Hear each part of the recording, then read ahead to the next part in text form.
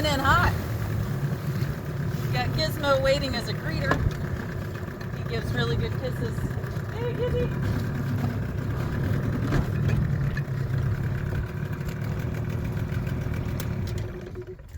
And the best way to get on Triplefin from the dinghy is to stand up on a bumpy front of the dinghy and wait for a wave to kind of pop you up, and you can step right up there.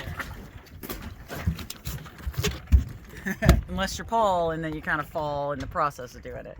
But anyway, welcome aboard. This is our stern. I'll show you around that first. You can see Paul and I've been doing some diving. We've got 2 more tanks in there, along with a couple compressors and a backup generator in case our solar electric system were to fail for a short period of time. And the kayak is what we use the most. We don't use the dinghy very often, usually just for grabbing folks like you to get aboard, or when we go out diving a little far, we'll use it then. But usually it's the kayak or the paddleboard that you'll see in a minute. While we're outside, I'll show you the helm. So this is where everything happens when we're under sail. Paul's designed it so that if you had to, you could pretty much single-hand Triplefin. He's got almost all the lines coming through here so that you can raise and lower sails and tack and move them around. And our instrument panel that shows us the wind and the speed we're going, and even our electrical system, and this really cool chart plotter that shows us where we are and any rocks. So really great stuff. And I want to take you around this way. My very high-tech outdoor shower, but it works great. One of the spots I like to sleep. By the way, that mess of stuff right there is a hammock with a cushion that I like to put at the helm, but I just got it out of the way for you. This is our mizzen sail. For those of you not familiar with sailboats, if you have 2 masts and 3 sails like we do, you're a catch. I like to say we're a nice catch. There goes a group of pelicans. That's pretty good timing. Anyway, so that's our back sail, the mizzen, and it does a lot of steering. It doesn't give us a lot of power.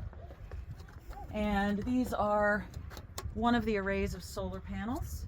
I'll show you more. Hey, Giz. Okay, we're gonna go this way. Here, wanna hop up? Giz is getting a little older, so he needs a boost. This is my solar oven. Got it under wraps right now, but it works great for cooking all kinds of food out in the sun. Another hammock. And watch your head as you come up on deck. Oh, these are walkable solar panels. Paul just hit his head. And you'll notice we have wind scoops out. Those funnel the wind inside the main part of the boat so that we stay a little cooler when it starts to get warm. And lots of cushions for moving around and relaxing. This is another wind scoop for the bathroom or the head. And this is the bow, where I tend to spend a lot of time either sitting on my butt and relaxing in the trampolines, or out here getting ready to anchor or pulling up anchor. So that's what this area does. And just another little fun thing. Well, let me finish showing you the mast. So this is the main mast here. So that's the tall mast, and that's our main sail, which is wrapped up right now. That gray stuff is actually a shade that we put out when it's sunny in the middle of the day. Don't need it right now. And this is our foresail. I call it the pony. You get that out and the wind's going, and your speed picks up pretty fast. The moon. And we have a moon up there, a little half moon. So right now you'll see these 2 white lines going down into the water in front of the bow. One is coming off of each ama. The 2 outer holes on a trimaran are called amas. And that line is attached with a hook to the chain, and that just helps us swing a little less. So if the wind was shifty, we wouldn't move too much side to side. So it's called the bridle. All right, let me show you inside. And by the way, in case you're wondering where we're anchored right now, this is a wild anchorage. It's called Los Pilares, or the Pillars.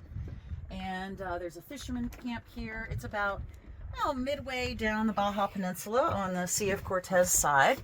And it's just outside of the opening to Bahia Concepcion. So just to give you your bearings. So come on through here and you'll see our main room, the salon or the stateroom.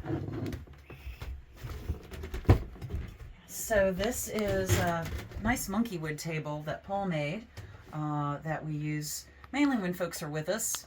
When it's just us, we drop it down and put the big cushion on there, and it actually acts as another bed too if we have folks. It's a great double bed for people to sleep on. So in here, I've got my workstation. This is where I stand and do my blog work and emails and all kinds of stuff like that. And Paul, he likes to sit, so his station is right here.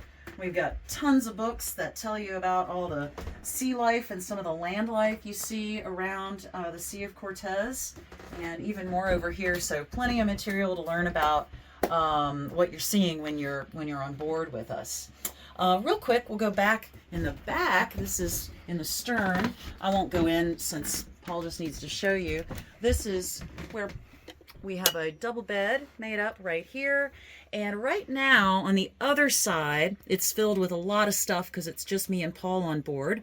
But when we have other people, we hide all that away and we put a double mattress, a nice air mattress there, and that makes for another double bed. So plenty of space just in that one room. Sleeps 4 if you're cozy with each other. And if you come on through here, a couple steps down, watch your head again. This is the galley. I should point out one thing about boats, and especially our boat because it's big. There's always at least 3 projects that we're in the middle of. And one of those projects right now is my lovely paint job on the floor, my eels. Oh, Gizmo's toys are there. That got damaged this past summer with folks working on the boat, so I've got to do a repaint job on that. And also the ceiling in the galley is a project that Carpenter Paul has been working on for, well, a few years, Paul? A few. At least a few. It's quite cute. I've heard him actually mention he wants to hire a carpenter, so maybe next year we'll actually have a ceiling. Anyway, plenty of space in the galley. We've got like a mini fridge, pretty typical. And then I'll just show you a nice built-in upright fridge and freezer down below. So we've got room for stuff, which is nice. And not anything real special here. Again, a lot of work we're doing on the ceiling and floors, but this is the head, the main head. We have 3 bathrooms. This one, a nice stand-up shower. And in case you're curious, this is the anchor compartment. So when I bring that anchor in, when we lift it, all the anchor goes back behind our dive suits right here. But stand-up, sit-down shower, can't beat that. And a simple flush with a button on the toilet. You don't have to pump. That's pretty nice, and it's salt water, so you can flush as long as you want. Take a peek over here. While we're here, we're going to walk into this space in a minute, but you can see right through there. That's our main guest bed. So that's a double right there.